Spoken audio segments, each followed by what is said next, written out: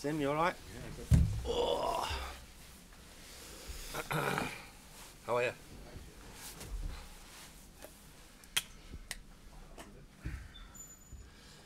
My watch goes off pinging. You know the reason. There it is. It ain't stopped Ping. for about 30 minutes. Ping. Can't stop. Everybody all good? Can you pull that door shut, please, behind you? I think it is. I think it's. Oh, yeah. Just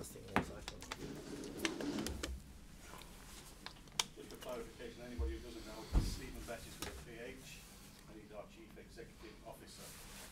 Thanks, Kev. I appreciate that. The captions, that's Tim. All good at the back? All good. Go on then, Tim, whenever you're ready. Chris, welcome back. Thank you.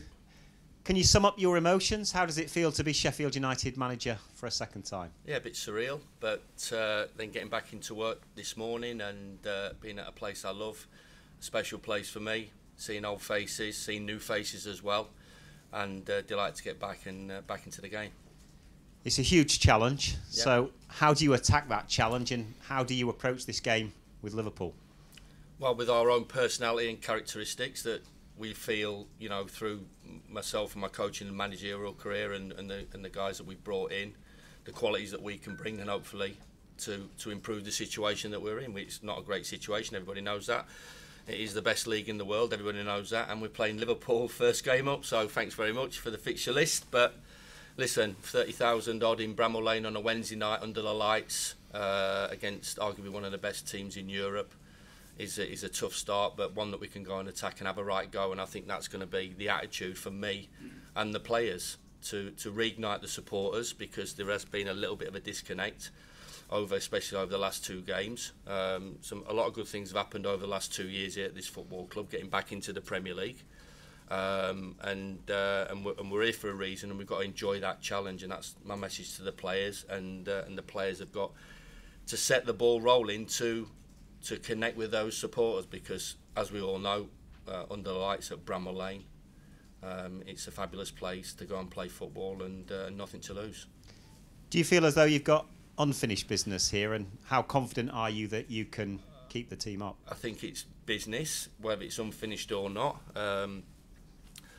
Listen, we're up against it. Everybody in the world, you guys, every pundit that wants to make an opinion, every supporter thinks we're done and dusted. So we've always had that underdog tag, that mentality. We've had it right the way through. Possibly the only season that we didn't have it was when we were in League One, and we managed to deal with that pressure then. So you know, the rise obviously before was great, and a disappointing season stuck in the middle of that, but the majority of the time, me being here, it's been a positive one.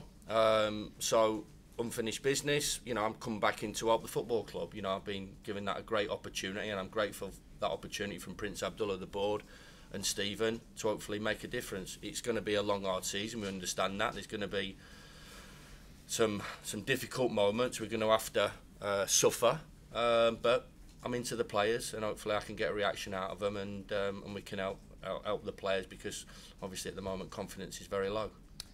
Relationships became strained towards the end last time. Has time allowed both parties to sort of reflect, learn lessons, and to repair those relationships? Tim, you've nailed it. This is what happens. You know, it's certain things that I really possibly shouldn't have got involved in, and you know, this is what happens. But you know, it has been over time repaired. And there's a reason why Prince Abdullah wants me to come back to the football club. You know, regardless of what other people will feel and think, you know, he feels I'm the best man to do the job, and I'm delighted that he thinks that. And I think, you know, from the biggest positive for me is that the relationship between him and myself is good, and he wants me to come back and help the football club and hopefully pick up some results and be positive and competitive for the remaining part of the season and longer. Thank you. Stephen, Chris was hugely successful first time around. What qualities will he bring to the job this time that can make a difference? Well, I think we all know Chris's style, and the way he knows the DNA of the football club, and he lives and breathes Sheffield and Sheffield United. So I think he understands the heartbeat of what we want to achieve, and the style and manner that we want to do it, and he did that historically, and we feel we can do that again now. And I think, you know, when the decision was made, Chris knows the vast majority of the squad already because he's had them when he was here previously, and I know he's followed our results ever since. So he knows the new players we brought in, and we think he's the right man to hit the ground running with it. Thank you. Good luck. Cheers, Tim. Thanks. Chris, welcome back to Sheffield United. What was it like walking back through the doors here and being back again? Yeah, it was a bit nuts, really. Mind you, it was about 6:30 this morning because we've got that much work to do. No, it was good. It was a great feeling back at work and at the coalface and getting to speak to the players. I had an opportunity of speaking to the players today. So, you know, some messages, some reminders of what this club's about, what the culture is that was set in 2016. We all understand that, and that's made us successful. Yeah, I think you've got to realise over this 7 or 8 years, you know, the trajectory of this football club is one that's gone forward, and it's been positive through our initial time, through Paul's period, which was an outstanding period as well, and we have to get back to those values and what we're about, our culture. So the players understood that. There's certain players still here that will pass that message on, I'm sure, in the changing room. And obviously a lot of work to do pretty quickly to stamp our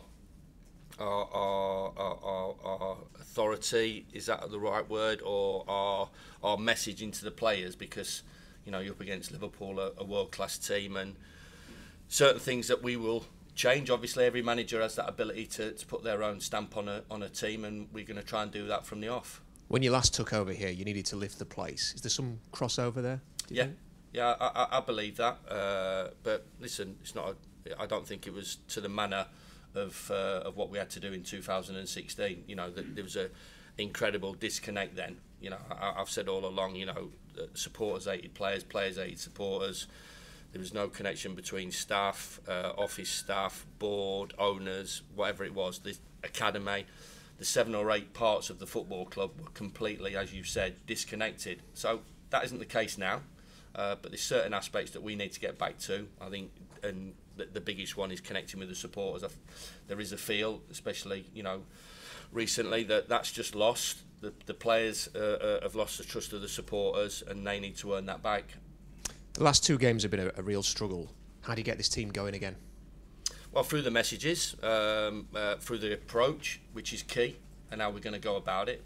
Listen, I'm under no illusions that it's an incredible first game to be involved in, but we have the lift of 33,000 at Bramall Lane under lights, you know. And I said to the players, you know, look at it this way. You know, this is an FA Cup 3rd round tie. What would your approach be? You would be looking forward to it. You would want to get amongst it, and you want to go and prove a point and go and get a big result off of a big performance. We need a huge performance. I am, and always have been, one for win at all costs, but I think, you know, I've really changed really over sort of this last sort of period to look at maybe the performance first. We've got to get the performance right, and I think if we do that, then you know, we can be competitive, and we need to be more competitive than what we have been. Some people say never go back. Why do you disagree with that? I wouldn't be sat here, would I? So, and I think there's examples of that as well. I think, you know, there's obviously people. It's an easy line to roll out, but I think there's enough examples to know that other managers have gone back and enjoyed their time. I'm going to give it my all. I'm enthusiastic and more determined than I've ever been in my life. I think Sheffield United are getting me at my best as well. Through at times you have to feel that failure and feel the pain to make you better, and I certainly have. I'm not arrogant enough to know that there's a hell of a lot of work still to be put in, and we've got to earn the trust of the players back. They've got to earn the trust of the supporters back, because, you know, that's key as well. But for me personally, you know, this is a huge challenge that I'm really rubbing my hands together to get back involved in, and hopefully help the club get out of the position they're in. You mentioned earlier that your relationship with the owner has evolved over time. What was the catalyst for that? You know, what brought you together? Just, I think Prince Abdullah, in his interview with TalkSport today, was talking about, you know, past employers, so employees that he likes to have a good relationship with. So, you know, there's a lot of things go off without people knowing what really goes off. So, you know, even though pretty quickly after I'd left, that, you know, I'd received messages from Prince Abdullah talking about, you know, obviously what happened and wishing me all the best, wishing my family all the best in the future and my future journey, and even as a reference for future jobs. You know, I remember there's a job at Fenerbahce. And he talked to me and said, if you need to use me as a reference, you know, go ahead, and I've got good connections, and I will be advising the owner at Fenerbahce to give you a call regarding the vacant job. So I think that just shows what Prince Abdullah was about at that time, and it's grown. Has it been weekly? No. Has it been occasional? Yeah.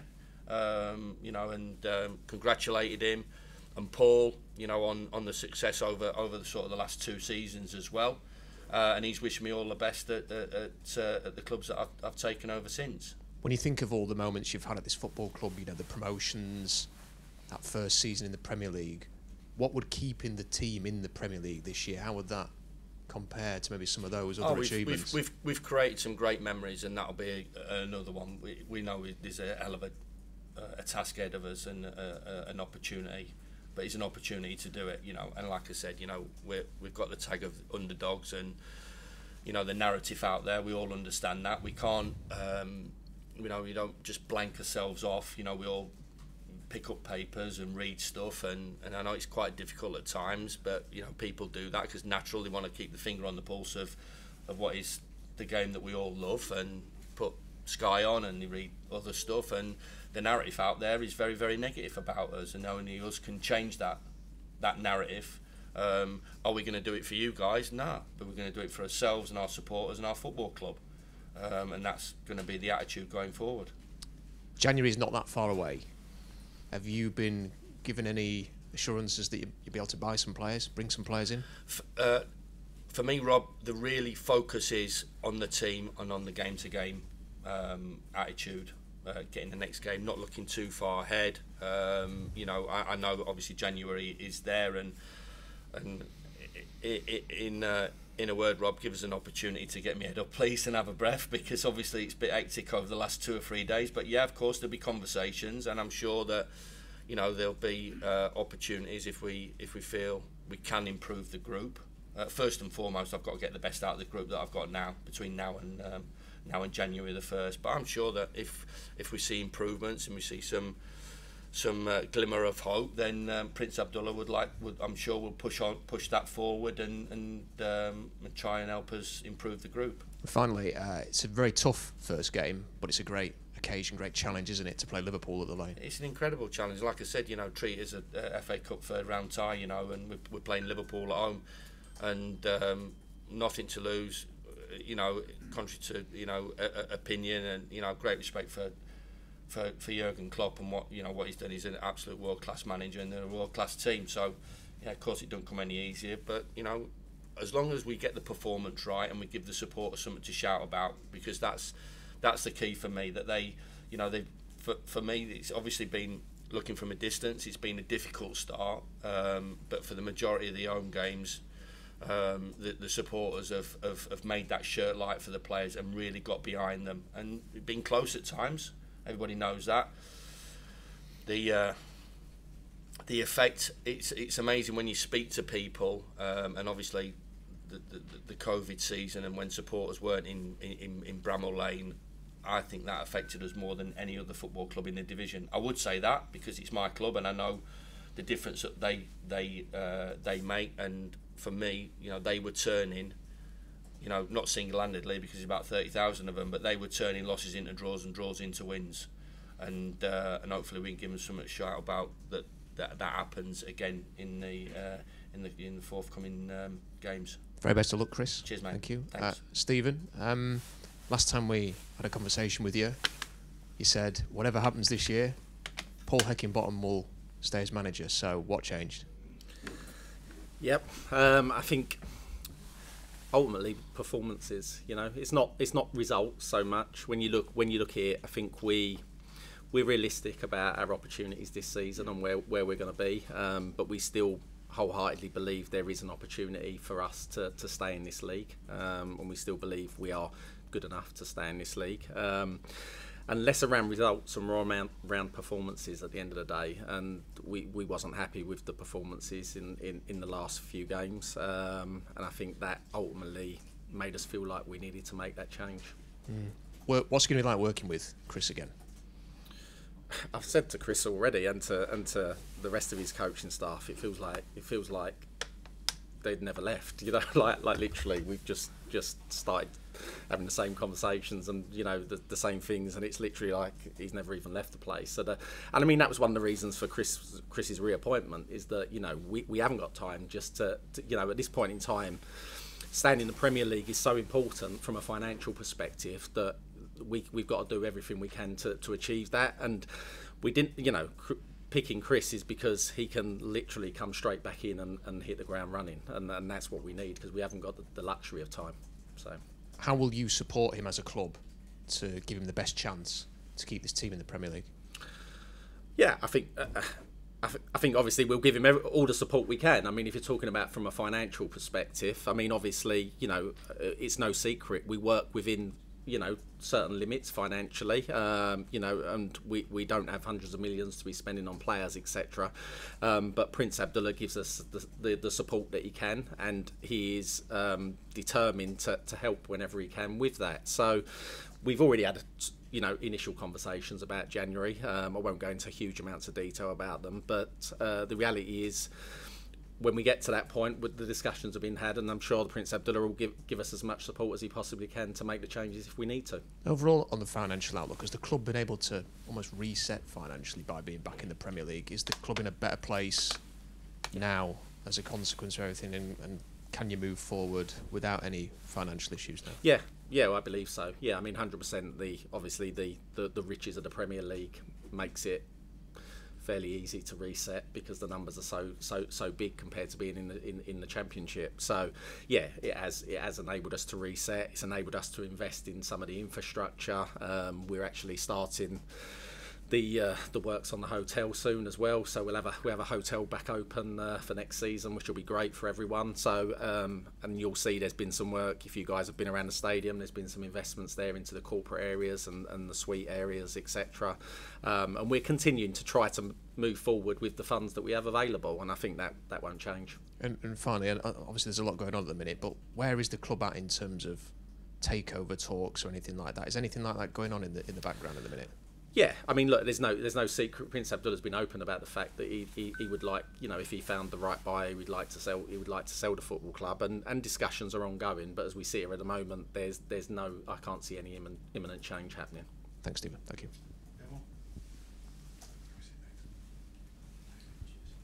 Hi, Chris. Hi.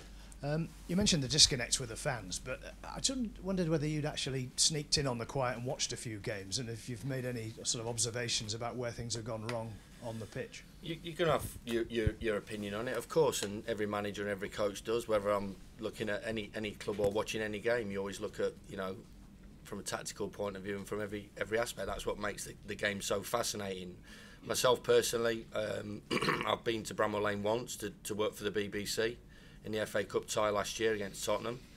Went to the Tottenham game away as a guest of Jim Rosenthal, from Tottenham's point of view in a box while I was at London for the weekend over going to a funeral. So they're the only two opportunities I've had to see Sheffield United up close and personal. But of course, it's my club, and I follow them intensely, of course, and would have my own ideas in a lot of good things that have happened over the last 2 years, because the change from obviously the disappointing results that allowed Paul to take over the job and the run then, and obviously last year as well in gaining promotion. Promotion is not given out easy, and it was a great effort and achievement by all. But as I said, working in the here and now, and we've got to, myself, my coaches and the players have got to get together and find a way to be better, to give ourselves a fighting chance of survival. Cheers. Thank you.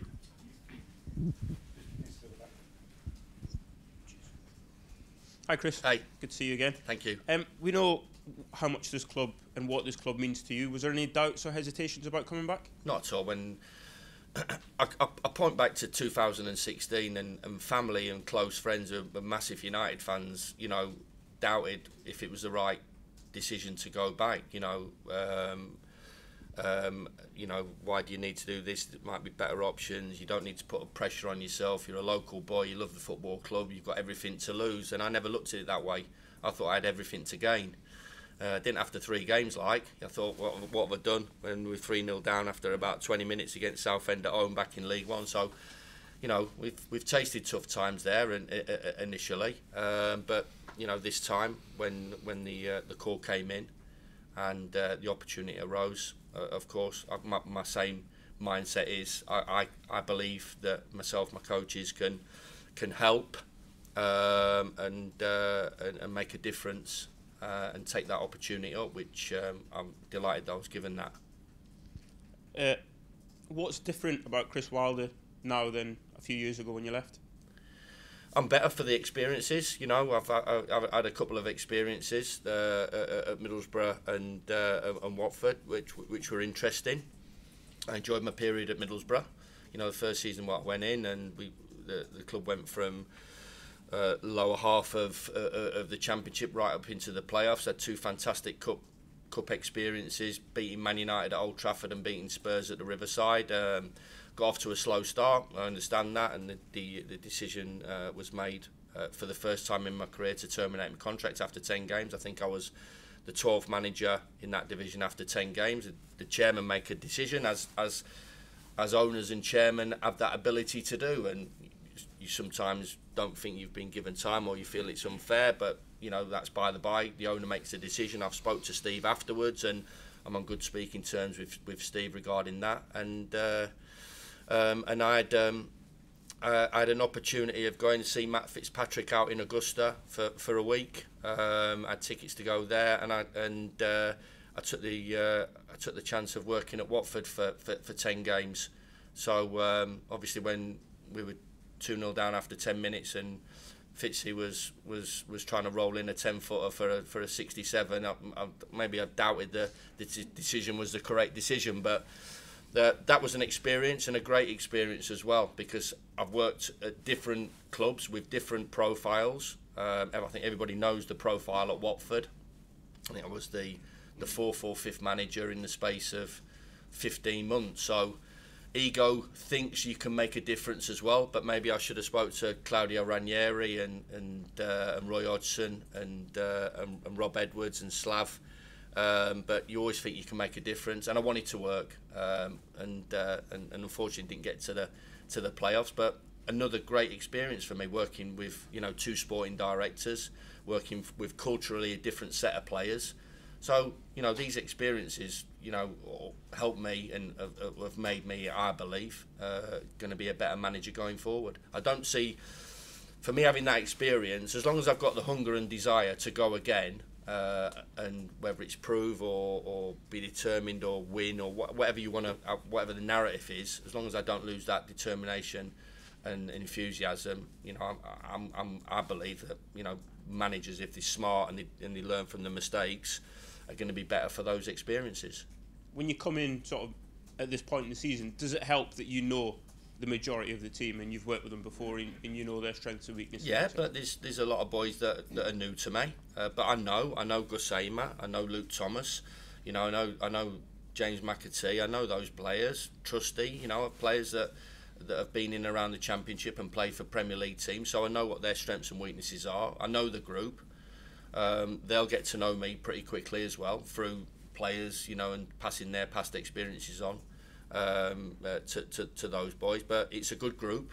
It's an honest group that wants to work hard and wants to win. They just need a little bit of help, and we've got to restore the confidence back into those players, and that's my job to give them a game plan that they believe in and go out and try to execute it, regardless if you're playing the top of the table in Liverpool or you're playing teams in and around you. Thanks, good luck. Thank you, cheers, just thanks. One for you, Stephen, if you can. Just a word on Paul Heckenbottom and the job he did to you. Yeah, I appreciate you asking, to be honest. Obviously, I'd like to put on record for the club that our thanks goes to Paul and his coaching staff that worked with him, because Paul did an excellent job. Obviously got us promoted last season. He's been an absolute pleasure to work with, and he's been a true classy person in the way the last couple of days have panned out. And yeah, I mean, I think his record speaks for himself here in what he did last season and how he's carried himself during difficult times, and he's been a credit to this football club. Mark from Look North. Welcome back, Chris. Thanks, Mark. If you were to achieve your aim of keeping Sheffield United in the Premier League, would it be your best achievement yet in football?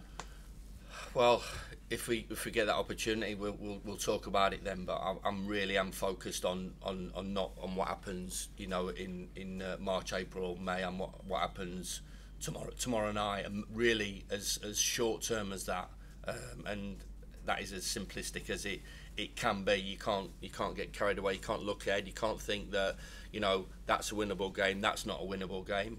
We believe we can be competitive in every game.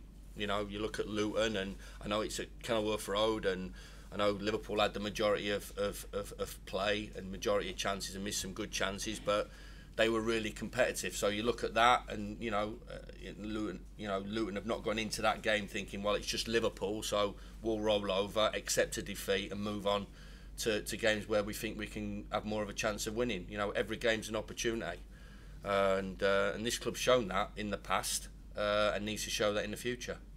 And how do you go about starting the job? What do you do? What's your first days in the job? What are you going to be doing to try to turn things around for Sheffield United? Well, lift the confidence, of course, body language, our attitude towards the players, our message towards the players, our game plan. Got to pick a team straight away, obviously. There's some boys still out injured, which is going to be a blow, which every club has to deal with. So we have to deal with the players that was available to us, put them in a formation. But it's a mindset and an attitude more than anything for me that determines how we go and how the performance is and what I want it to look like. I know what I want this team to play like and want it to look like. The supporters know that. They know what they want to see in their team, what characteristics, and that needs to be transferred into the players, their attitude, their mindset, their body language, and their approach to the game on Wednesday night. Thank you. Stephen, what would you say to Sheffield United fans who are fed up with how things have been going this season? I think they've got to be patient. I think, in fairness to the supporters, I think they're realistic. They are realistic about our opportunities this season and where we're gonna where we can potentially finish this season. And I think they've been I think they're honest, the supporters. They just want to see a good performance. At times they understand if we're not beating Man City and Man United week by week, but they want to see a performance that is showing 100% and fighting for that win. And I think that's what we're hoping to see going forward.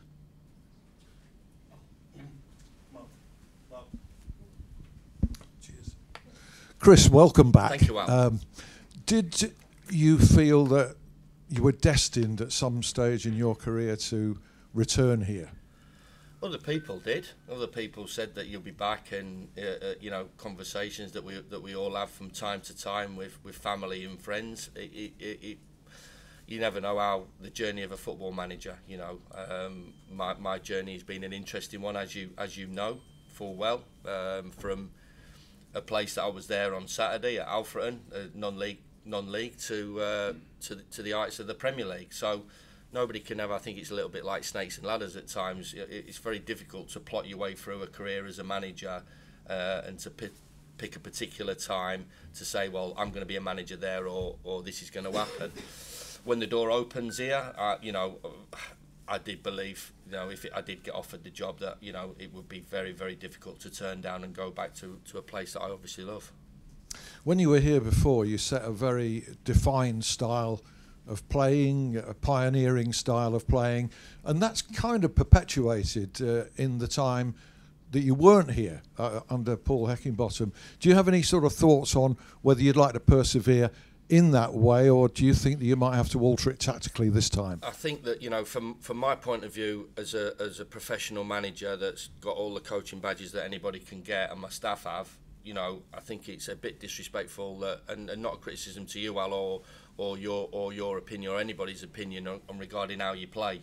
You know, I played 4-3-3 at Oxford, got them out of the division. Played 4-2-3-1 at Northampton. We wanted to play a certain way at Sheffield United. There is a style that I believe you need to play at Sheffield United, by the way. You know, I don't think it's backwards and square. It's not passive.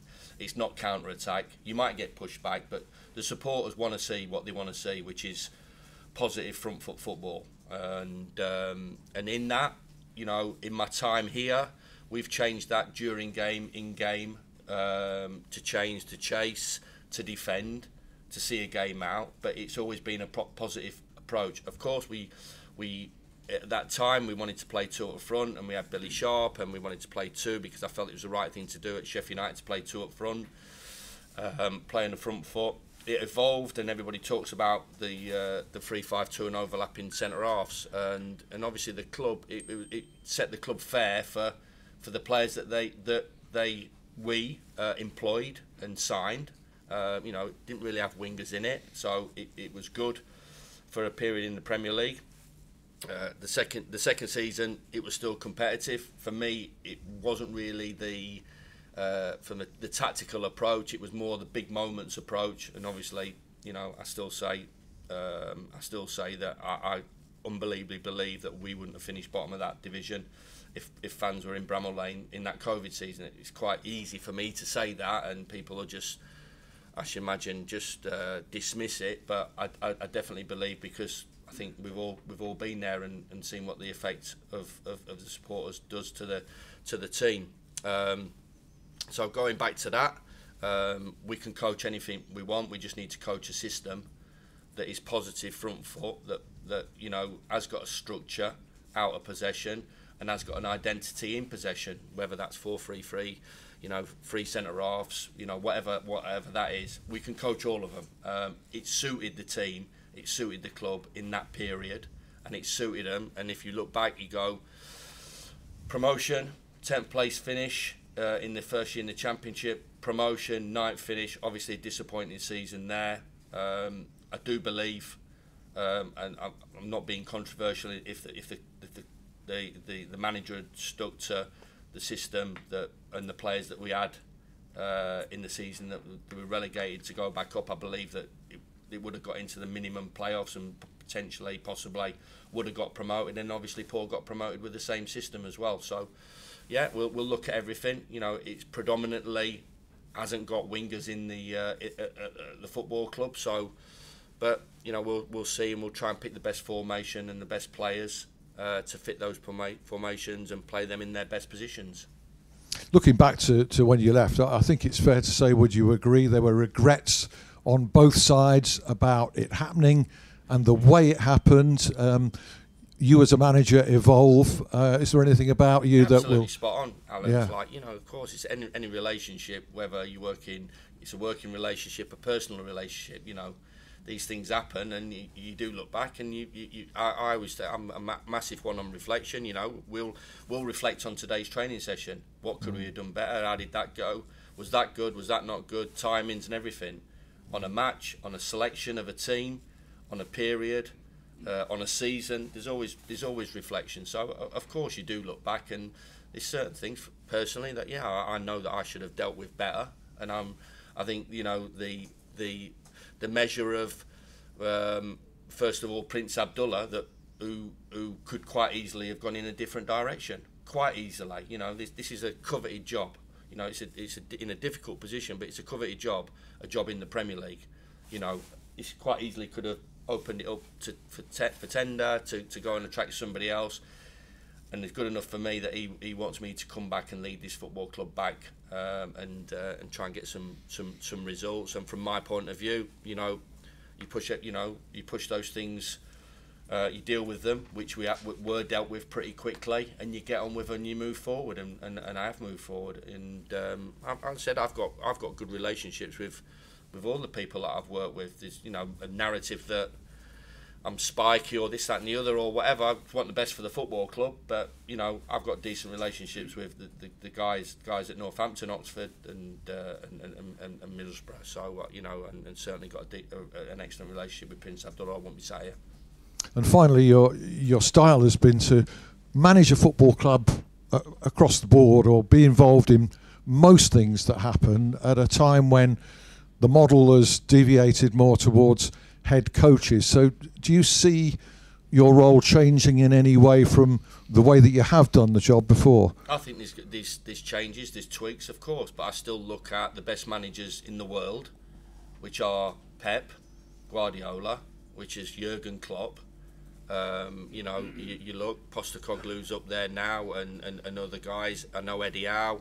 You know, I'm talking from a English Premier League. They're managers, and they understand that first and foremost it's the first team, but they'll be involved in, you know, they'll be involved in what happens in the academy. They'll be involved in some way recruitment. They'll be involved in what they want the club to look like, and I was involved always in that. And I think maybe, like I said, on reflection and looking back, you know, concentrating more on what I can deal with and control and get the best out of, and everybody else getting on with the jobs that they're good at, and helping me to get a result on a Saturday or a Tuesday or Wednesday.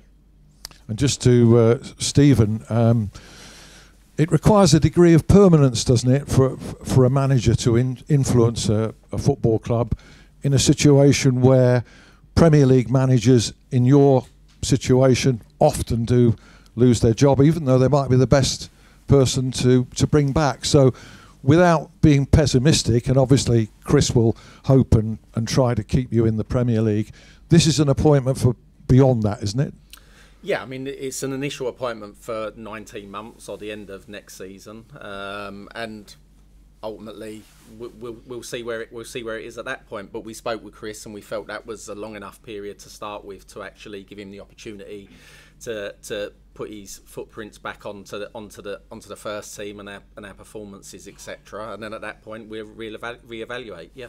And is this club equipped financially, realistically, to compete in the Premier League, or do you foresee that struggle is going to carry on? I think that's a difficult one, Alan. I think when you look at the Premier League, what I will say is that the last time we got promoted with Chris here, I've definitely noticed the difference this time when we've got promoted in terms of the vast sums of money that are being thrown around in the Premier League and being spent. I think there's a lot of, you know, we talk about it being the best league in the world, and that obviously attracts wealthy individuals that want to own these football clubs, and at that point they invest into them heavily, you know, and we've seen that with the likes of Newcastle as an example in recent times. It is difficult, you know, but when you look here, if you can stay in the league a few seasons and use that money well and invest in the right way, you know, you can get returns from it and you can keep pushing on. But ultimately, you know, we do appreciate that we're in the bottom part of the league in terms of the level of investment we're making, along with, you know, the couple of other clubs really that are coming up this season, and it is a difficult task, but that just puts a bit of more pressure on us to make sure we spend the money right. Thank you. Cheers, Al. Hi, Chris. Hi. I'm just wondering if you've had any chances to get back in anywhere else between leaving Watford and coming here. Yeah, I've had opportunities. Yeah, I've had opportunities, but they had to be the right ones as well. So, yeah, I'd like to think that, you know, I've still got a bit of life in the old dog, and people will feel that as well. So, but you know, they had to be right. The next move for me. I mean, I don't really count Watford as basically as an employment. It was a stopgap for 10 games, and tried to help them, you know, gain a few results in that period. But since I've been out, yeah, I think the next one has to be the most important one from where I've been. I've not really tasted a lot of failure through my career, and close to managing 1,000 games, but still the next one has to be the right one, and I 100% believe that this is the right one for me. You mentioned earlier there's some injuries, and I think you must have had one session with the guys. What's it looking like for tomorrow, team news wise? The guys missing from the weekend? Yeah, we have. I'm not going to give anything away. You know, the job's hard enough. So listen, everybody knows Ollie Mack's not going to be available. So and there's some long-term injuries, Egan Davis. And the likes of that, but it's looking okay in terms of a few coming back. You know, Ryan Brewster and Reece Norrington Davis is trained today, and Jebuson's not a million miles away. So getting people back, getting players back to give us the opportunity to be competitive and have a stronger, more balanced squad is key to that. All good. We've got to embargo stuff now.